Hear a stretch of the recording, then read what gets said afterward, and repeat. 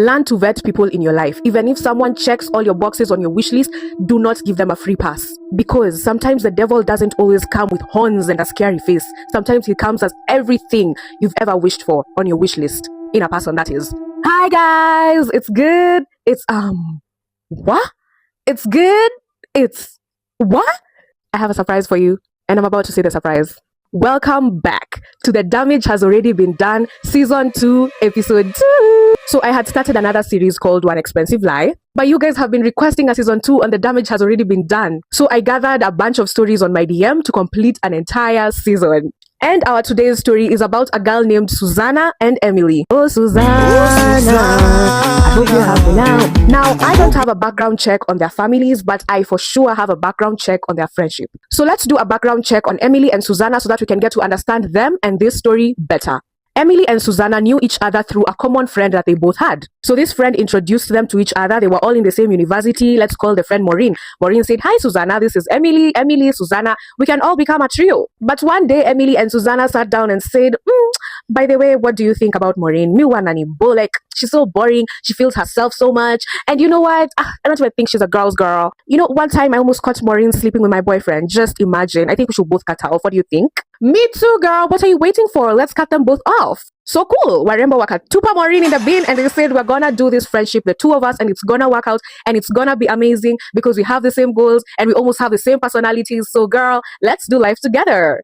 Cool. We were doing the same course, going to the same classes. Maureen wasn't, so it wasn't a problem for them. They'd go to class together, study for exams together, go clubbing together, sherehe hapa na pale. Sometimes even when they close school, they'd visit each other's homes. So cool. Emily developed a very good relationship with Susanna's mother, and Susanna's mother loved Emily. Like, yes, girl, these are the type of friends that I want in your life. Now, Emily was one of these girls who was like the bad influence, but when she's in front of your parents, she's an angel, 10 out of 10 knows how to present herself. Hey, this is where the horror begins. Okay, breathe in, buckle up, let's go.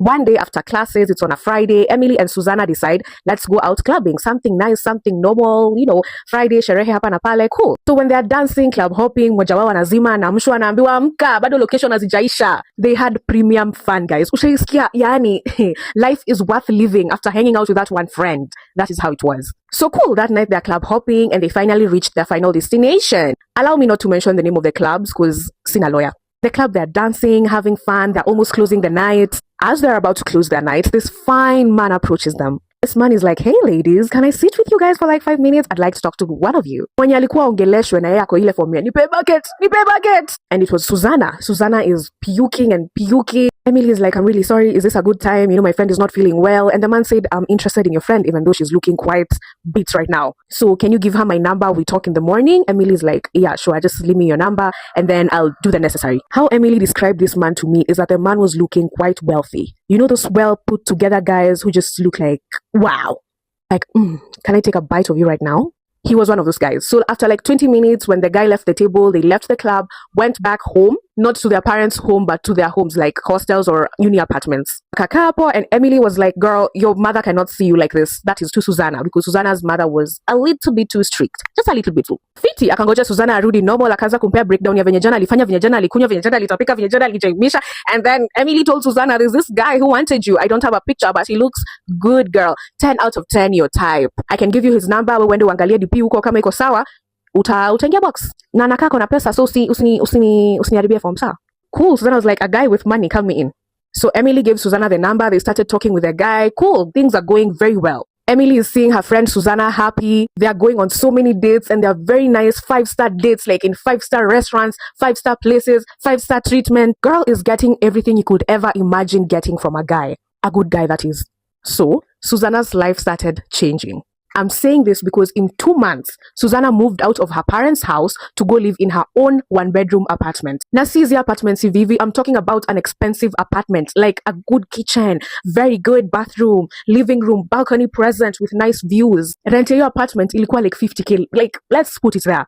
You might be asking, kwani Susanna's mother hakuwa na mind? Remember, in uni, Susanna used to live alone, like in her own apartment, a bedsitter. So the parents did not even know Susanna is not living in her apartment. Akitaka kuja kumtembelea shule, Susanna ndo huyo amefly back to her apartment, now the one that her parents were paying rent for. Wakitoka, ya narudi her lavish apartment. The man that they met at the club was the one financing all this lavishness, financing that apartment, aka the now boyfriend. Let's call him Derek.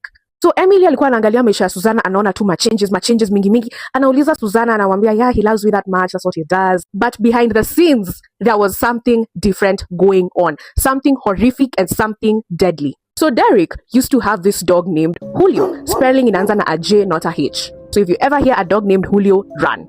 Derek used to like it when Suzanna sleeps with Julio. This is information that Emily was given uko mwisho kabisa when things were really bad. Now to Suzanna this was nothing, because after they do that, she's getting 300k to her account. This includes her rent, shopping, and many other things. Those heels that she was buying, red bottomed heels. Whoa. So wameendelea na mwendo. Another shocking thing that was happening between Suzanna and Derek was, anytime they're having the seshi, you see the way you can feel someone's skin on you. Suzanna wasn't feeling the skin. She was feeling scales on her body, like a snake's scales. I don't know how this is normal, but whoa, whenever this man would groan or make moaning sounds, it would sound like a hiss. There would be something like when he's on top of Suzanna would feel a slither. But when she's looking at Derek, she is seeing a human being. She is seeing a man. When Derek inserts his msengenge in his V8 engine, it wouldn't feel like you have something inside you. It would feel like something is moving inside you. Guys, I don't know how this is possible. Maybe the witches can explain and the wizards, but I don't know. This happened 2 months after they started dating. Like, it has been happening since then. When she got her own apartment, Derek would come, they do it there, they go on dates. And whenever Emily would question this, she'd be like, no, maybe I have a mental illness. Because when I look up, I'm seeing a man. What the hell is happening? This continued like for 6 months plus. Mind you, the dog is also tasting. For my safety, this is for entertainment purposes only. So how Emily came to find out that there's something wrong with her friend is, one evening, late at night, Suzanna called and she was in too much pain. Like, her stomach was in too much pain. Ushaisikia cramps, but intense cramps. To the point where your body is weak, your body is shaking, you don't know what to do.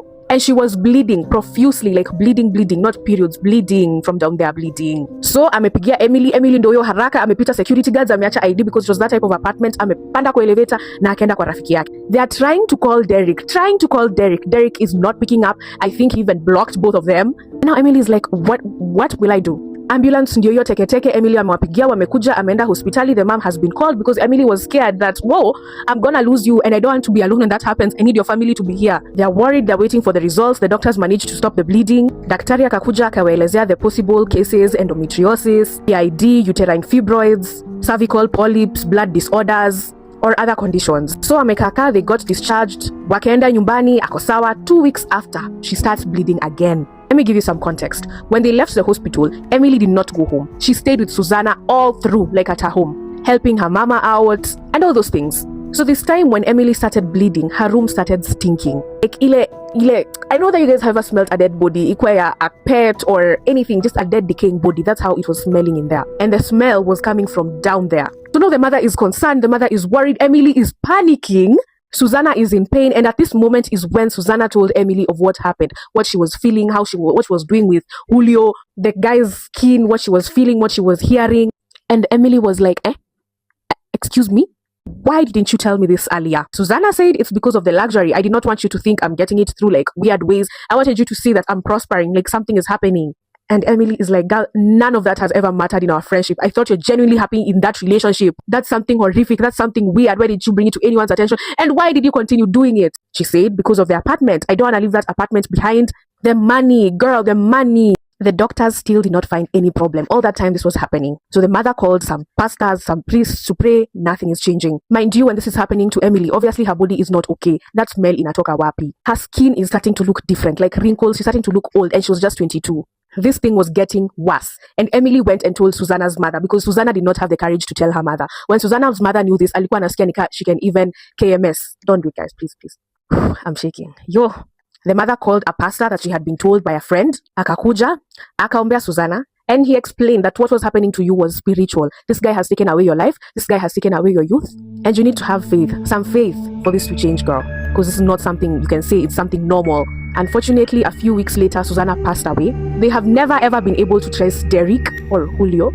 And Suzanna's mother lives to blame Emily of what happened till this day. Suzanna passed away earlier this year in January. May her soul rest in peace. The damage has already been done. She can't come back, but you can learn from this. Not everything that is shiny is good for you or your life. Acha stress, acha pressure. Sisi wote tutafika. Vet people in your life. You might be letting the angel of death in and you don't know. You think it's someone who's coming to save you. No one is going to be careful on your behalf. Please remember that always. It's you to look out for you. It's you to choose what you want in your life and what to accept in your life. Okay? Anyways, guys, bye. See you in episode 3. This story is so sad. I'm sorry, Adis Nangufu. Bye. I love you. Mwah.